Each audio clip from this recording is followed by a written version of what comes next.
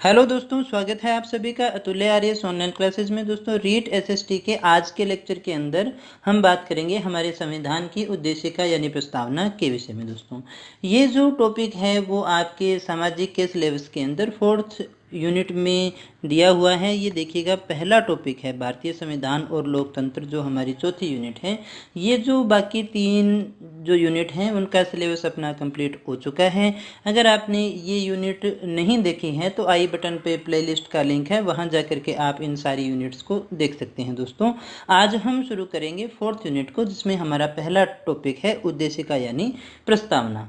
तो प्रस्तावना क्या है, भारत की उद्देशिका क्या है, उसके विषय में हम बात करते हैं। तो सबसे पहले हम ये कहें भी उद्देशिका है क्या, यानी प्रस्तावना हम किसे कहते हैं। तो भारतीय संविधान की जो उद्देशिका है वो संविधान के निर्माताओं के विचारों को जानने की कुंजी है। यानी एक ऐसी कुंजी है जिससे हम जान सकते हैं कि हमारे जो संविधान निर्माता थे, जिन्होंने संविधान को बनाया था, उनके उद्देश्य क्या थे। नाम से ही स्पष्ट है, उद्देशिका यानी उद्देश्य बता रहा है। किसके उद्देश्य बता रहे हैं?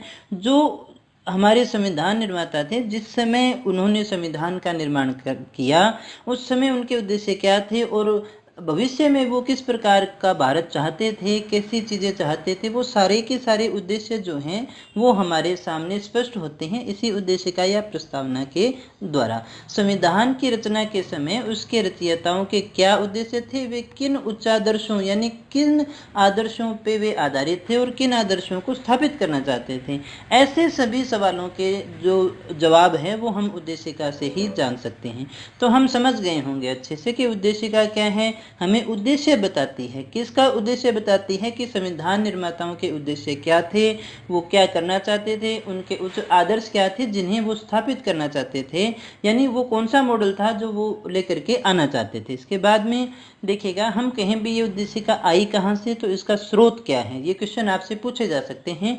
यहाँ पर फैक्चुअल क्वेश्चन भी काफ़ी ज़्यादा हैं और कॉन्सेप्ट के क्वेश्चन भी हैं। देखिएगा दोस्तों, संविधान जो है वो थोड़ा सा टेक्निकल सब्जेक्ट होता है।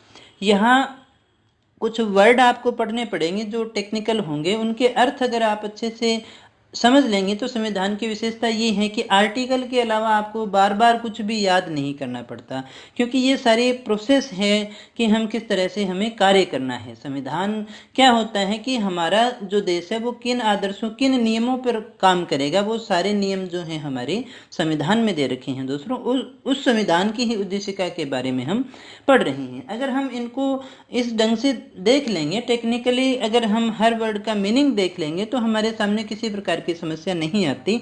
याद करने को आपके पास में रहेंगे केवल आर्टिकल, बाकी समझने की चीज़ें इसमें काफ़ी ज़्यादा हैं।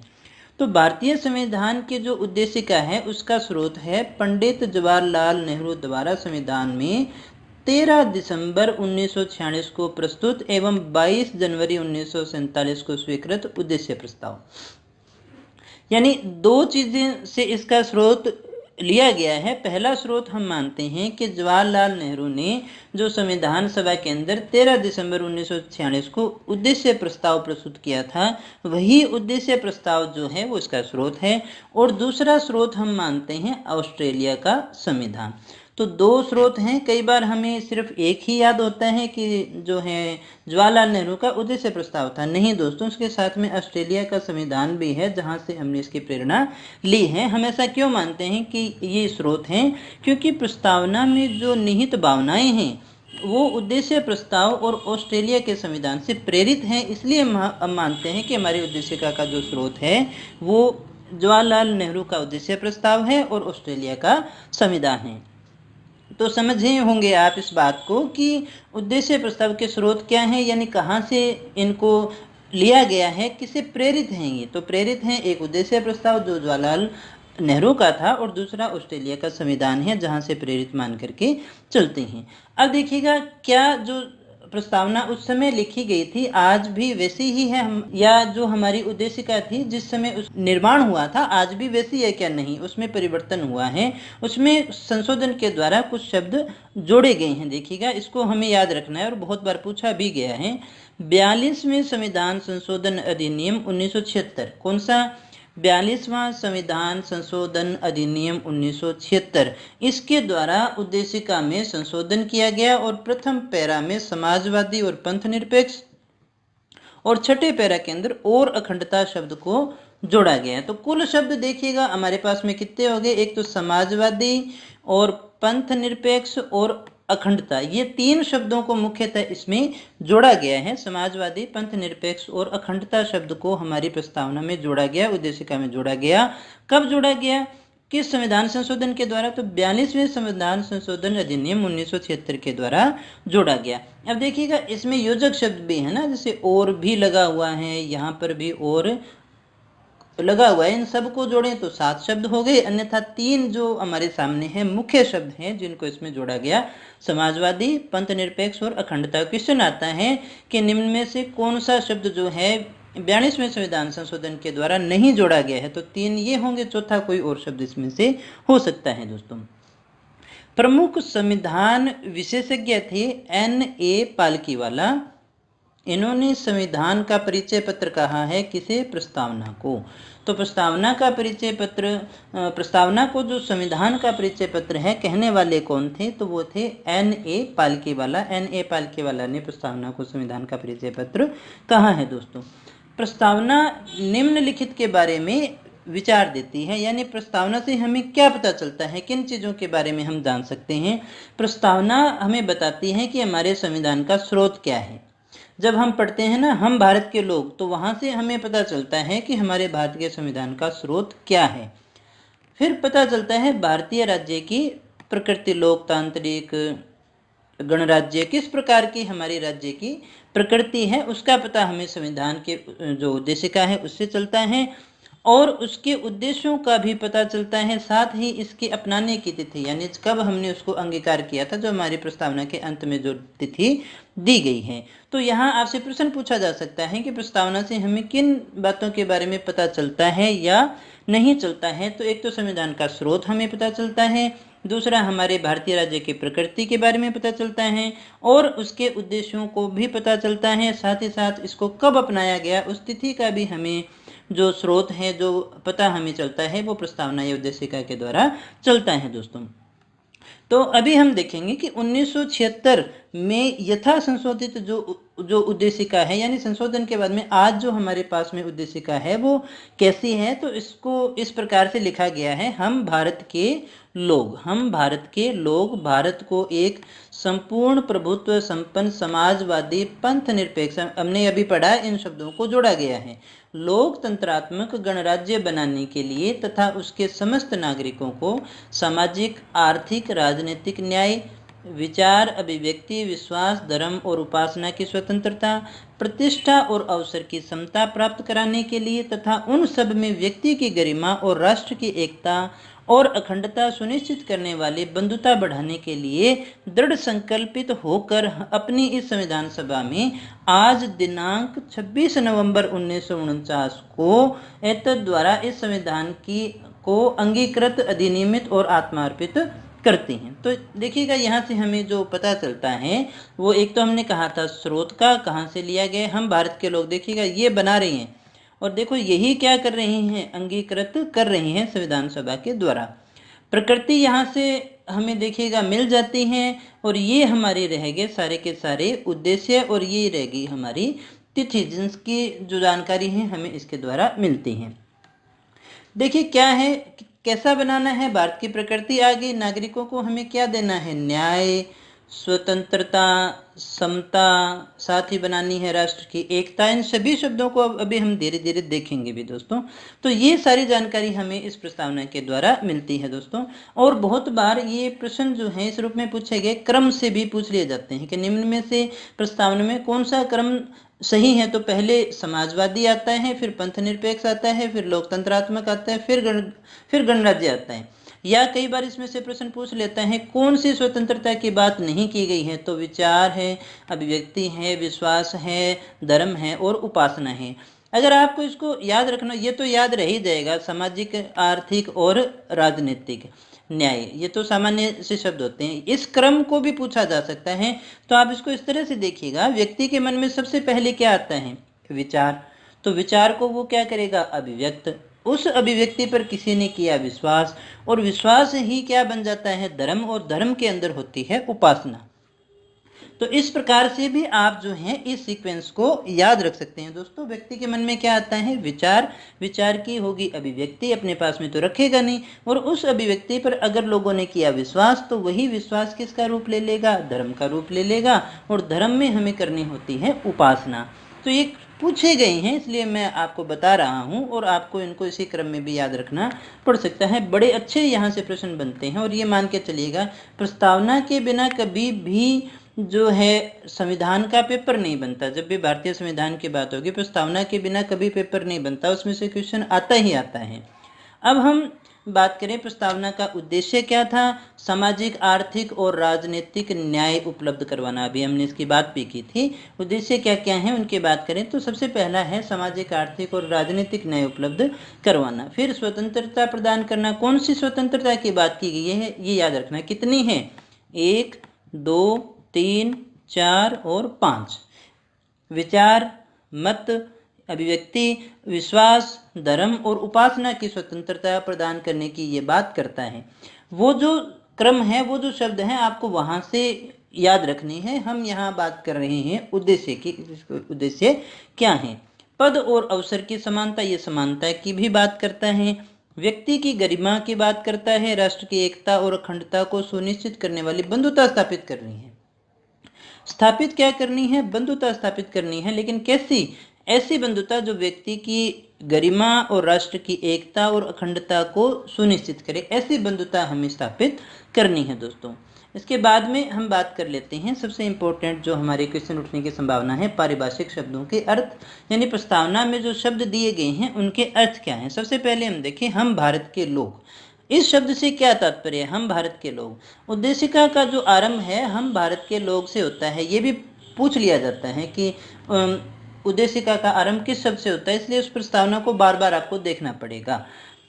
हम भारत के लोग से हुई है we the people of India, यानी भारत शब्द भी है और इंडिया शब्द भी है, से हुई है। इसका तात्पर्य है कि संविधान का जो मूल स्रोत है वो भारत की जनता है।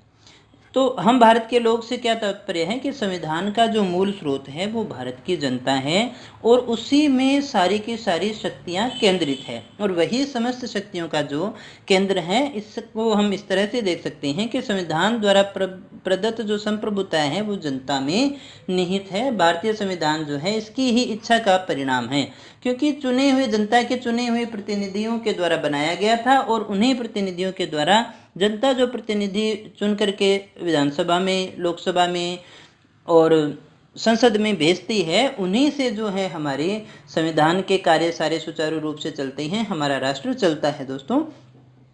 तो ये जनता की ही इच्छा का परिणाम है, क्योंकि हमारे यहाँ पर लोकतंत्र है। अब यहाँ एक जरूरी बात आती है कि ये जो शब्द हैं ये संयुक्त राष्ट्र संघ के चार्टर हम संयुक्त राष्ट्र के लोग के समरूप हैं। यानी जैसा संयुक्त राष्ट्र संघ के चार्टर में जो लाइन लिखी गई है वहाँ लिखा गया है हम संयुक्त राष्ट्र के लोग, तो हमने यहाँ पर काट के लिख दिया हम भारत के लोग। यानी हमने इसको वहीं से उठाया है, वहीं से अपने इसके समरूप देखते हैं तो हो सकता है वहीं से ले लिया गया हो, क्योंकि हम ये जानते हैं कि भारतीय जो संविधान है अलग अलग संविधानों को पढ़ने के बाद में निर्मित किया गया था दोस्तों। इसके बाद में जो अगला शब्द आता है वो है संपूर्ण प्रभुत्व संपन्न सोवेरियन। इसका तात्पर्य होता है कि उद्देशिका के अनुसार जो इसका तात्पर्य भारत एक संपूर्ण प्रभुत्व संपन्न राष्ट्र होगा, यानी उसका ऊपर किसी दूसरे का प्रभुत्व नहीं है, वो स्वतंत्र है अपने आंतरिक और बाह्य मामलों के अंदर। वो अपने आंतरिक और बाह्य मामलों में किसी विदेशी सत्ता या शक्ति के अधीन नहीं है, यानी उसके आंतरिक और बाह्य मामलों में कोई अन्य सत्ता या शक्ति जो है वो हस्तक्षेप नहीं कर सकती है। वह अपनी आंतरिक और बाह्य विदेश नीति निर्धारित करने के लिए तथा किसी भी राष्ट्र के साथ मित्रता और संधि करने के लिए पूर्णतया स्वतंत्र है। इसकी प्रभुता जो है वो जनता में निहित है। तो क्या कहा गया देखिए कि हमारे जो आंतरिक और बाह्य मामले हैं उसके अंदर हम किसी भी विदेशी हस्तक्षेप को नहीं मानते हैं, हम किसी भी विदेशी शक्ति के अधीन नहीं है, कोई भी हमारे आंतरिक मामलों में हस्तक्षेप नहीं कर सकता है दोस्तों। हम और हमारी विदेश नीति कौन निर्धारित करेगा? हम खुद ही करेंगे। हमारी विदेश नीति का तात्पर्य है कि हमें किसी के साथ में मित्रता करनी है या किसी से संधि करनी है, तो उसके लिए हम पूरी तरह से स्वतंत्र हैं, हम किसी विदेशी सत्ता के अधीन नहीं है। और ये जो सारी प्रभुता है वो जनता के अंदर निहित है दोस्तों। इसके बाद में जो अगला शब्द आता है वो आता है समाजवादी, सोशलिस्ट। ये देखिएगा, ये शब्द जो है हमारी उद्देशिका में नहीं था, इसे जोड़ा गया था। कब जोड़ा गया था? 42वें संविधान संशोधन 1976 के द्वारा जो है समाजवादी शब्द को जोड़ा गया था। अब समाजवाद जो शब्द है उसके कई मायने लेकर के चलते हैं। देखिएगा, जो अर्थव्यवस्थाएं आती हैं, समाजवादी अर्थव्यवस्था, पूंजीवादी अर्थव्यवस्था और मिश्रित, इस प्रकार की आती है। समाजवाद वो होता है जिसके अंदर उत्पादन के सभी साधनों पर, इकोनॉमी पर जो है पूरे समाज का अधिकार होता है। समाज से तात्पर्य हम सरकार का लेते हैं। सारी इंडस्ट्रीज, सारा उत्पादन जो है वो सरकार के नियंत्रण में चलता है। अब ये जो हमारा समाजवाद है ये थोड़ा सा डिफरेंट है। ये जो आधारित है वो है नेहरू की अवधारणा पर। समाजवादी जो उनकी अवधारणा थी उसके ऊपर आधारित है। वैसे देखिएगा क्या होता है कि समाजवादी जो व्यवस्था है उसमें उत्पादन के प्रमुख साधनों पर सरकारी नियंत्रण होता है, जो कि न्यून या अधिक हो सकता है। सरकारी नियंत्रण होगा, उत्पादन कम भी हो सकता है और ज़्यादा भी हो सकता है। लेकिन साम्यवादी, हम कई बार समाजवादी और साम्यवादी शब्द को एक रूप में ही देख लेते हैं। साम्यवादी जो समाज होगा उसमें राज्य का नियंत्रण अधिक कठोर होता है बजाय समाजवादी के। हमारे यहाँ जो है हम मान के चलते हैं लोकतांत्रिक समाजवाद। हमारे यहाँ जो है लोकतांत्रिक समाजवाद है, इसमें जो सरकार का जो नियंत्रण होता है वो अपेक्षाकृत कम होता है इनकी बजाय। दूसरे जो साम्यवादी राष्ट्र हैं उनकी बजाय जो है वो थोड़ा सा नियंत्रण कम होता है।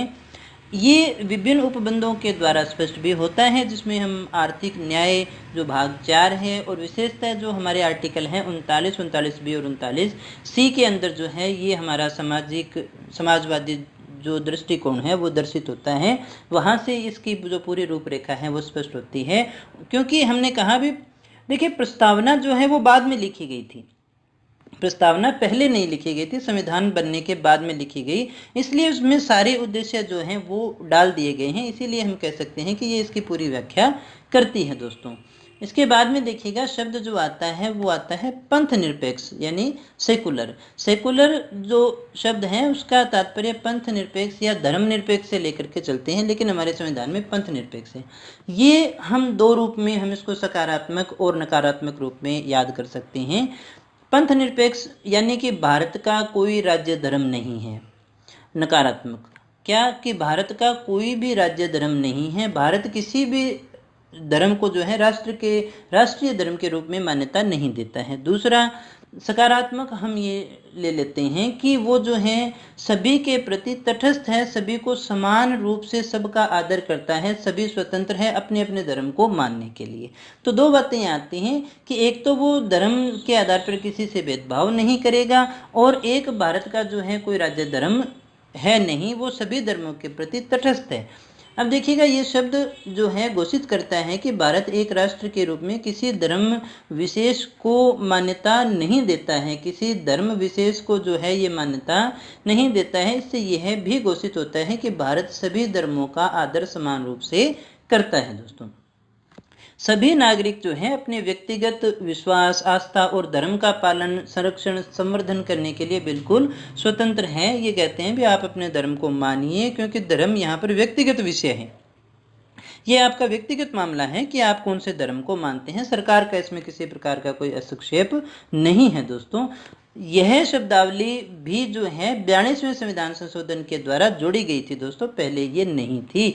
यद्यपि पंथ निरपेक्षता जो है मूल तत्व का जो अनुच्छेद है वो 25 और 28 में हमें पहले से ही दे रखा है, वहीं से जो है ये स्पष्ट होता है दोस्तों। लेकिन फिर भी ये जो शब्द है ये जोड़ा गया था बाद के अंदर 42वें संविधान संशोधन के द्वारा, जिसे हमें याद रखना है। फिर हम बात करते हैं लोकतंत्र की, डेमोक्रेसी। यह जो है बहुत ही एक व्यापक शब्द है, इसमें तो कितनी भी व्याख्या की जा सकती है। दोस्तों हम यहाँ से जो प्रेरणा लेते हैं या अर्थ लेते हैं वो ये है कि यहाँ पर आम आदमी की आवाज़ महत्वपूर्ण है। यहाँ डिसीजन जो होंगे वो आम आदमी की आवाज़ के अनुसार होते हैं। शासन प्रणाली हो या समाज व्यवस्था हो, सभी क्षेत्रों में लोकतंत्र की स्थापना का उद्देश्य जो है उसका तात्पर्य यह घोषित करता है कि हम सभी समान हैं, क्योंकि हम सभी मनुष्य हैं। इसलिए वर्तमान और भविष्य के उद्देश्यों और नीतियों को तय करने पर हम सबका समान अधिकार है। हम किसी एक व्यक्ति को अधिकार नहीं दे सकते। इसको स्थापित करने का जो उद्देश्य था वो ये था कि जब हम सभी समान हैं, हम सभी समान क्यों हैं? इसलिए हैं क्योंकि हम सभी मनुष्य हैं। इसलिए वर्तमान में और भविष्य के उद्देश्य की जो भी नीतियां बनेगी उनको तय करने का भी हमें सभी को समान रूप से अधिकार मिलना चाहिए। तो सभी को समान अधिकार जो है लोकतंत्र के अंदर मिलता है दोस्तों, जिसमें जनता के चुने हुए प्रतिनिधि जो हैं वो शासन को चलाने का कार्य करता है। लोकतंत्र कई प्रकार का हुआ करता है दोस्तों। एक तो देखिएगा हमारे जो यहाँ है इसमें जनता के प्रतिनिधि हैं वो अपने प्रतिनिधियों को चुन करके भेजते हैं। जनता के द्वारा चुने हुए प्रतिनिधि जो हैं वो संसद में बैठते हैं और हमारे लिए नीतियां बनाने का कार्य करते हैं, जनता के लिए नीतियां बनाने का कार्य करते हैं दोस्तों। उद्देशिका में प्रयुक्त लोकतांत्रिक शब्द भारत को लोकतांत्रिक प्रणाली राष्ट्र घोषित करता है। भारत में अप्रत्यक्ष लोकतंत्र है। कौन सा है? अप्रत्यक्ष लोकतंत्र है, और इसके अंतर्गत जो है संसदीय प्रणाली को अपनाया गया है। अप्रत्यक्ष जो लोकतंत्र होता है उसके अंदर जो है संसदीय प्रणाली को अपनाया जाता है, और उसमें जनता के द्वारा प्रतिनिधि जो चुने गए हैं वहां पर भेजे गए हैं वो मिलकर के निर्णय लेते हैं और जनता के लिए नीति निर्माण का कार्य करते हैं। तो इस प्रकार का अप्रत्यक्ष जो लोकतंत्र है वो भारत के अंदर अपनाया गया है, और इसे हमने चुना था अपने ऐतिहासिक अनुभवों के आधार पर। किस आधार पर? जो हमारे ऐतिहासिक अनुभव हैं उसी के आधार पर हमने इसको चुना था। तो भारत में कौन सा है लोकतंत्र है, कौन सा है अप्रत्यक्ष लोकतंत्र? अप्रत्यक्ष लोकतंत्र होता कौन सा है? जिसमें संसदीय प्रणाली को अपनाया जाता है, और इसके अंदर जो है जनता अपने चुने हुए प्रतिनिधि संसद में भेजते हैं जो जनता के लिए नीति निर्माण का कार्य करते हैं दोस्तों। इसके बाद में हम बात करते हैं गणराज्य शब्द के विषय में, रिपब्लिक शब्द के विषय में दोस्तों। इस शब्द का तात्पर्य है कि हमारे राष्ट्र का जो प्रमुख होगा या अध्यक्ष होगा वो नियमित अंतराल पर नियमित कार्यकाल के लिए चुना जाता है। यानी जो राष्ट्राध्यक्ष होगा वो एक नियमित टाइम ड्यूरेशन के बाद में चुना जाएगा और एक निश्चित कार्यकाल के लिए भी चुना जाता है, निश्चित समयावधि के लिए चुना जाता है। प्रश्न बहुत बार पूछा जाता है कि भारत गणराज्य है क्यों है? क्योंकि यहाँ पर जो राष्ट्र प्रमुख है, जो राष्ट्राध्यक्ष है, उसका पद वंशानुगत नहीं है। अगर वंशानुगत होता तो फिर गणराज्य नहीं होता, चुना जाता है, वंशानुगत नहीं है दोस्तों। वंशानुगत कहाँ है? जैसे ब्रिटेन की बात करें तो वहाँ पर वंशानुगत आधार पर राजा या रानी है, वही राष्ट्र का प्रतिनिधित्व करते हैं। राष्ट्र का प्रतिनिधित्व कौन करेगा? या राजा करेगा या रानी करेगा, जो वहाँ का प्रतिनिधित्व करने वाले होते हैं। और साथ जबकि शासन की बागडोर जो है वो प्रधानमंत्री के हाथ में होती है। लेकिन भारत में गणतंत्रात्मक जो व्यवस्था है उसके अंदर राष्ट्र और शासन का प्रमुख एक ही है। सारे काम राष्ट्रपति के नाम से ही होते हैं, पदाधिकारी मुख्य राष्ट्रपति ही होता है दोस्तों। फिर उसके बाद में हम बात करेंगे सामाजिक, आर्थिक और राजनीतिक न्याय, जो हमारा उद्देश्य है संविधान को बनाने का। उद्देश्य का भारत के नागरिकों को आर्थिक, सामाजिक और राजनीतिक न्याय प्राप्त कराने के लिए भी घोषणा करती है। किस प्रकार के न्याय? सामाजिक, आर्थिक और राजनीतिक न्याय। प्रश्न ये पूछा जा सकता है कि कौन से न्याय की बात नहीं की गई है? तो 3 न्याय हैं उसमें, सामाजिक, आर्थिक और राजनीतिक न्याय। देखिए न्याय का हम सामान्य अर्थ क्या लेंगे? यानी भेदभाव नहीं। न्याय का मतलब इसके साथ में न्याय नहीं हुआ, मतलब उसके साथ में किसी न किसी रूप में भेदभाव किया गया दोस्तों। तो न्याय का सामान्य अर्थ होता है भेदभाव की समाप्ति। राजनीतिक न्याय सहित आर्थिक और सामाजिक न्याय के उद्देश्य को प्राप्त करने के लिए हमारे यहाँ दिए गए हैं नीति निर्देशक तत्व भाग 4 के अंदर, साथ ही दिए गए हैं मूल अधिकार, और इनके अंदर जो है विभिन्न प्रावधान किए गए हैं जिससे हमें सामाजिक, राजनीतिक और आर्थिक न्याय की प्राप्ति होती है दोस्तों। सामाजिक, आर्थिक और राजनीतिक न्याय का लक्ष्य जो है वो यहाँ लिया गया है 1917 की रूसी क्रांति से प्रेरित है, वहीं से ये यहाँ लिया गया है। इसके बाद में हम बात करते हैं स्वतंत्रता के विषय में, तो वो है विचार, अभिव्यक्ति, विश्वास, धर्म और उपासना की स्वतंत्रता। कितने स्वतंत्रता की बात करता है? देखिए 1, 2, 3, 4 और 5 ये पूछा जा सकता है कितनी है, 5 हैं। और हमने पहले कहा सबसे पहले विचार आता है, फिर अभिव्यक्ति होती है, उस पर किसी का विश्वास होता है तो वो धर्म बन जाता है और धर्म में उपासना होती ही होती है। इस शब्द का नकारात्मक अर्थ लें तो वो है प्रतिबंधों का अभाव, यानी इन पे किसी प्रकार का प्रतिबंध नहीं है। जबकि सामान्य अर्थ होता है व्यक्तिगत विकास हेतु समान अवसरों की उपलब्धता, यानी व्यक्तिगत जो उनका विकास होना है उसके लिए अवसर सभी को समान रूप से दिए जाए। उद्देशिका में वर्णित इन आदर्शों की प्राप्ति के लिए संविधान के भाग 3 में मूल अधिकारों के अंतर्गत इसके लिए प्रावधान किए गए हैं। दोस्तों इसमें आगे हम देखते हैं प्रतिष्ठा और अवसर की समानता, यानी सबके लिए प्रतिष्ठा बराबर, सबकी प्रतिष्ठा बराबर होगी और सबको अवसर समान रूप से मिलेंगे विकास के लिए। इस शब्द का तात्पर्य है अतार्किक विशेषाधिकारों की समाप्ति, यानी विशेषाधिकार किसी को नहीं, अतार्किक रूप से नहीं है। जातीय धर्म इनके आधार पर किसी प्रकार का कोई विशेषाधिकार नहीं दिया गया है।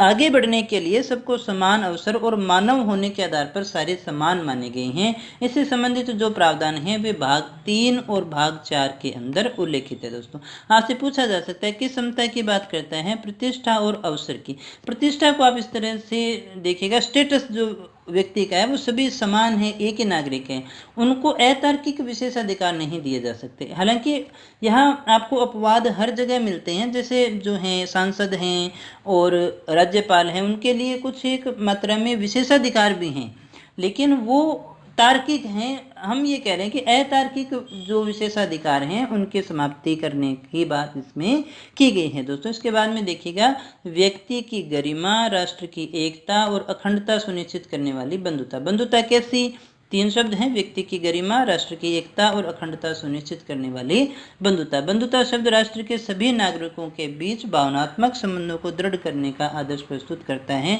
जैसा कि परिवार के सदस्यों के बीच में होता है। यानी ये एक इस प्रकार की बंधुता लेकर के आती है जैसे पूरा राष्ट्र ही क्या हो जाए, एक परिवार हो जाए और उनके बीच में भावनात्मक संबंध बने, जिससे राष्ट्र की एकता और अखंडता जो है वो सुनिश्चित रहे और व्यक्ति की गरिमा का भी हनन न हो। दोस्तों भावनात्मक एकता के अभाव के अंदर व्यक्ति के सम्मान की रक्षा की जा सकती है नहीं, और न ही किसी एकता और अखंडता को संरक्षित रखा जा सकता है। दोस्तों जब तक हम भावनात्मक रूप से एक नहीं होंगे तब तक व्यक्ति के सम्मान की भी रक्षा नहीं की जा सकती और राष्ट्र की एकता अखंडता भी संरक्षित नहीं रखी जा सकती है। इसलिए व्यक्ति की गरिमा, राष्ट्र की एकता और अखंडता को सुनिश्चित करने वाली बंधुता की बात इसमें की गई है। दोस्तों अखंडता जो शब्द है वो जोड़ा गया था 42वें संविधान संशोधन के द्वारा। वस्तुतः जो है स्वतंत्रता, समता, बंधुता का उद्देश्य जो है वो किससे प्रेरित है, फ्रांसीसी क्रांति से प्रेरित है। ये हमें याद रखना होगा। ये बंधुता कहाँ से ली गई है, फ्रांसीसी क्रांति से। दोस्तों इसके बाद में अगर आपसे पूछा जाए कि क्या उद्देशिका है जो संविधान का अंग है या